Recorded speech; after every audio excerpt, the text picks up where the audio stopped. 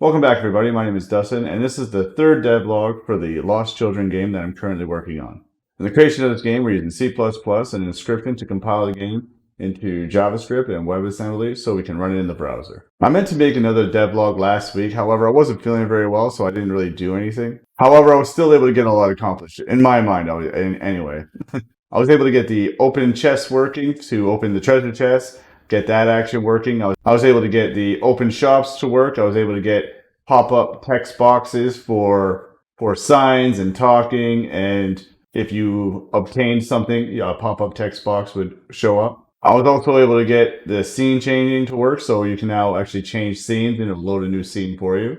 Right now that's just hard-coded in, where I can just hit a button and it'll load a scene. There's only one spot where it actually triggers a scene, and that's just there for no reason, just really just for functionality. So, but the good thing is we got it to work. And from what you saw in the intro, I was also able to get the cutscenes or story operations to work. There's still a lot to do on that front, actually getting the story to work the way I want to. We can't move our NPCs or our characters yet or anything like that, but we can move the camera, we can change scenes, we can do different things like that. Fade in different captions, change the state. So that's going really well there. So how about we take a look at what we got so far? The scene that you saw is just hard-coded right now in C++ here. Eventually, right now I don't have it where I'm loading it using the JSON files, but eventually we'll have that in. Probably over the next week as well. I want to get that in because hard-coding it, we don't really want that. I want to be able to load it. All I'm doing is I have an operations vector, and you push all your operations in there, and then you have a story state that runs all our operations. So that's what it does. So let's take a look at where the project is right now. So it's already listening, so let's open it up. emrun index.html. So this is the scene that you already saw. Right, so this is just a splash screen. Then it gets us to here, and then it runs the scene. So it fades in the music, fades the captions in.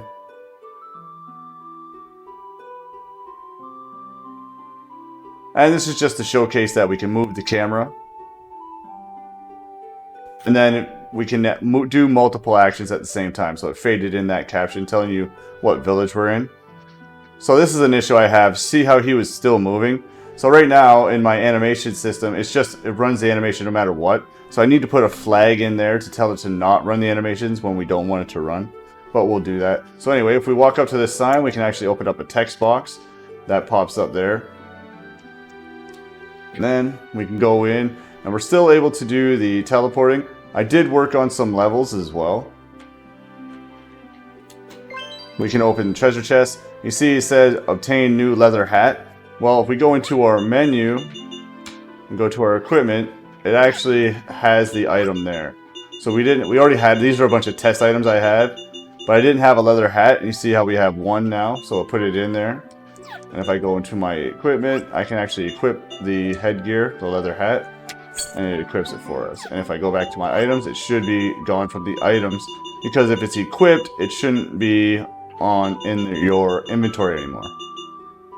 Okay? So if we move over here, so that's just our action. It's taking us to a different place in the map.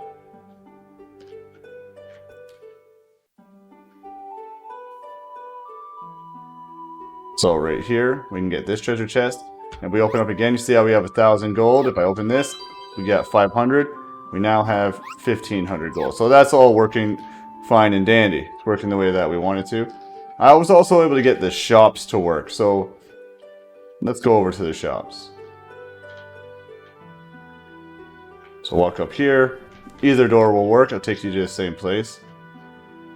Then there's these two shops. There's no one behind there yet, but it's still the same idea. If we just come over here, it opens up the armor shop, and you can buy things and equip them. We already had a buckler, but we should have two now. Yeah, we have two. And we can go down to this person and give them a buckler as well. Cool. And over here, we can buy the weapons. All these are loaded using JSON. So you have basically what you want in your action, and then what you want in your store, and then it loads the the item that you have. So think about it. If you open up this here, so it has a short sword, falchion, I don't know how to say that. I just saw the name and I liked it. And a broadsword. Well, what it does is we don't care about all this extra stuff, like the gold power or the gold, the power, hit points, all that stuff, the description.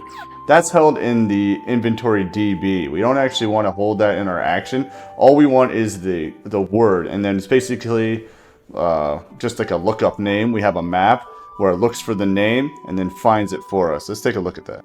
Yeah, so right here in our scene depths, down here, we have, these are our different triggers. So these are teleport triggers. This will take you to a different area. Then we have the enter shop triggers. So what that's going to do, it's going to trigger the shop to open. Oh wait, no, sorry, ignore that. That's just entering the shop. There should be an open shop. Yeah, open weapon shop here. And all we care about are the shop items. And then if it'll have a shopkeeper.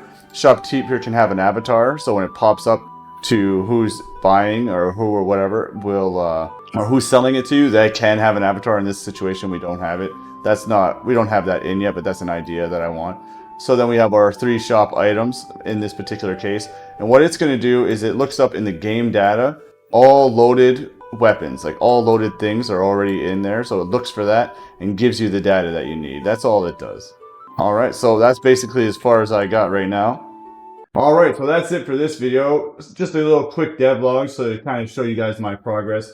There's still tons of work to do. So over the next week, I would like to get NPC interaction working so you can walk up and talk to different NPCs and get some NPCs in the shops as well. I would also like to add the NPC movement to the cutscenes or the story operations. So you can have them move around and do different actions in the cutscene to kind of further along the story. So that's the goal over the next week or two. I want to get all these things in here. And I would also like to make some more levels. As you can see, I added to that particular level. Oh, I didn't show the level change. But you can actually change levels. I do have that one level. Give me 1 second. All right. So we're back in the game, and if I hit the Q key, I have this hard-coded as action to move to a different level. All right, if you've been following us, this is a level that we created, that I created in Tiled. And see, we can load this level as well. This level was created in Tiled. And we're running this level here. Now this is a different scene, a completely different scene. It's only this big, so the camera doesn't move. It knows that it shouldn't move any further. But up here, if you see, I've turned on my little colliders. That is a trigger, and that's going to trigger another scene change. So it brings us back here. All right, that's it. So it does do the scene changing. So I just wanted to show you that as well, which is great. And the cool thing about scene changing, if I go here, I didn't show this. I should have showed this before. If I go here and I open the chest and I change the scene, and I come back there. Go back to the room with the chest. The chest should still be open. Yeah, see how the chest is open? And you can't open it again. So the data is persistent. We're able to hold on to the data of each level will have a specific type of items or quests that it needs to do. And basically in the game data, it will hold on to each level and which quests, which items, which objects, and all those things that it has obtained or have already been obtained. Alright, so that's it. I'll also be putting out another video for the Game Engine series, so if you're following that series, keep a lookout for that. It should be coming soon. Alright, take it easy.